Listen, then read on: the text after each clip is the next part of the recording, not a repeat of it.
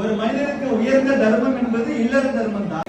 இன்று திருமணம் காணக்கூடிய மணமக்கள் இருவரையும் பாரதிய ஜனதா கட்சியின் சார்பாக பல்லாண்டு நீடூழி எல்லா நலமும் வளமும் பெற்று வாழ வேண்டும் என பிரார்த்திக்கிறேன். நம்ம பாரத நாட்டுல ஒவ்வொருத்தரும் இப்படித்தான் வாழணும்னு சொல்லி ஒரு தர்மம் இருக்கு. இருக்கிற தர்மத்திலேயே சிறந்த தர்மம் இல்லற தர்மம். நான் கல்யாணம் பண்ணிக்கணுமா வேண்டாமான்னு சொல்லி இளகணேசன் குருநாதர்கிட்ட கேட்டேன். இளகணேசன் என்னோட குருநாதர், தம்பி கீழே கட்டு வட்டிங்களா மகிழ்ச்சி. நானும் அவரு போலவே கல்யாணம் பண்ணிக்காம இந்த நாட்டுக்காக வேலை பார்க்கணும்னு ஆசைப்பட்டு அவர்கிட்ட என்னோட விருப்பத்தை சொன்னேன். அப்ப கிட்டத்தட்ட 50 நிமிஷம் என் தோல் மேல தோல்ல கை போட்டுட்டு அப்படியே ராமகிருஷ்ண படத்துல நம்ம நாட்டோட தர்மம் குறித்து பல விஷயத்தை எடுத்துரைத்தார். ஒரு மனிதனுக்கு உயர்ந்த தர்மம் என்பது இல்லற தர்மம் தான். நாட்டுக்கு எப்ப ரொம்ப பிரச்சனை வருதோ அப்ப வேற வேற தர்மத்தை வந்துட்டு கடைபிடிக்கலாம். இந்த மாதிரி இயல்பான காலகட்டங்கள்ல இல்லற தர்மம் தான் சிறந்த தர்மம். ஏன்னா இல்லறத்துல வாழக்கூடிய ஒருத்தர் தான் தனக்காக மட்டும் இல்லாம அடுத்தவருக்காக வாழ முடியும். மற்ற எல்லா தர்மத்தை கடைபிடிக்கக்கூடிய ஆளுமைகளும் இல்லற தர்மத்தை யாரெல்லாம் கடைபிடிக்கிறாங்களோ அவங்கள சார்ந்துதான் இருக்கிறாங்க. அதனால சிறந்த தர்மமான இல்லற தர்மத்துல தான் எல்லாரும் ஈடுபடணும். நீயும் போய் கல்யாணம் பண்ணிக்கோ அப்படின்னாரு.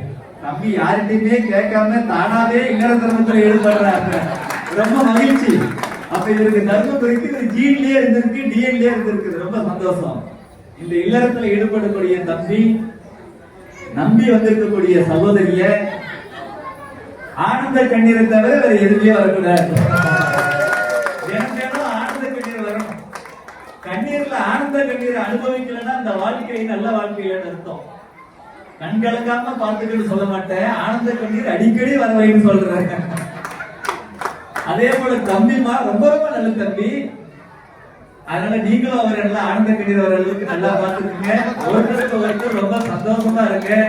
எல்லா நலமும் வளமும் பெற்று நீடூழி வாழ்க. உங்களுக்கு சமைக்கும் போது, உங்களோட இன்லாஸுக்கு சமைக்கும் போது, பேரண்ட்ஸுக்கு சமைக்கும் போது ஒவ்வொரு நாளும் ஒரு 2 பேருக்காவது எக்ஸ்ட்ரா சமைங்க.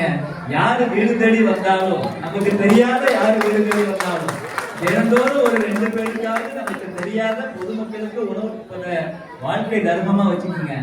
ஏன்னா குமரன்ஜிய பக்கத்துல வச்சுக்கிட்டு அடுத்தவங்களுக்கு உதவி சொல்லாம இருக்க முடியாது. நான் இந்த திருமணத்துக்கு வரதுக்கு கூட முழு முதல் காரணம் குமரன் அவர்கள் தான். நாங்க 22 வருஷ பொது வாழ்க்கையில எத்தனையோ தலைவர்கள், அகில இந்திய தலைவர்களா இருக்கட்டும், தமிழகத்தில் இருக்கக்கூடிய தலைவர்களா இருக்கட்டும் பார்த்திருக்கிறேன். ஆனா இந்த மாதிரி ஒரு தெய்வ பிறவியை நான் பார்த்தது கிடையாது. யாரெல்லாம் அடுத்தவங்களுக்காக வாழ்றாங்களோ அவங்கதான் உண்மையா வாழ்றாங்கன்னு சாமி விவேகானந்தர் சொல்லியிருக்கிறார். அப்படி பார்த்தா எனக்கு தெரிஞ்சு உண்மையா வாழக்கூடிய ஒரே மனுஷன் இவர் தான். அவ்வளவு சர்வ கழிப்புல இருந்தாலும் எல்லாத்தையும் வாரி வளர்க்கிறாரு. இவர் ஒரு சித்தர் போல ஒரு சாதாரண வாழ்க்கையை வாழ்றாரு. நம்ம கண்ணு முன்னாடியே இந்த மாதிரி ஒரு மனிதர் வாழும் பொழுது இப்ப நாமளா எப்படி இருக்கணும்? அவரளவுக்கு மற்றவங்களுக்கு உதவி பண்ணாட்டியும் கூட நம்மளால எந்த அளவுக்கு உதவி பண்ண முடியுமோ அந்த அளவுக்கு நாமளும் பண்ணணும். இவரோட ஆசீர்வாதம் உனக்கு கிடைக்கிறது. அந்த இறைவனே நேரடியா வந்து உன்னை ஆசீர்வாதம் இறைவனே நேரடியா வந்து 2 பேர்த்தையும் ஆசீர்வாதம் பண்ணிட்டு அந்த அடிப்படையில நீங்க நல்லா தான் இருப்பீங்க. உங்களோட பெற்றோர்களோட பேரை காப்பாற்றுவீங்க. உங்க எதிர்கால சந்ததி உங்களை விட பல மடங்கு உயர்ந்து உங்க குடும்பத்துக்கும் உங்க பரம்பரைக்கும் இந்த தமிழ்நாட்டுக்கும் ஒட்டுமொத்த இந்தியாவுக்கும் ஒரு முன்னுதாரணமா திகழ வேண்டும் என இறைவனை பிரார்த்திக்கிறேன். மீண்டும் நீங்கள் இருவரும் நீடூழி வாழ வேண்டும் என வாழ்த்தி விடைபெறுகிறேன். நன்றி, வணக்கம்.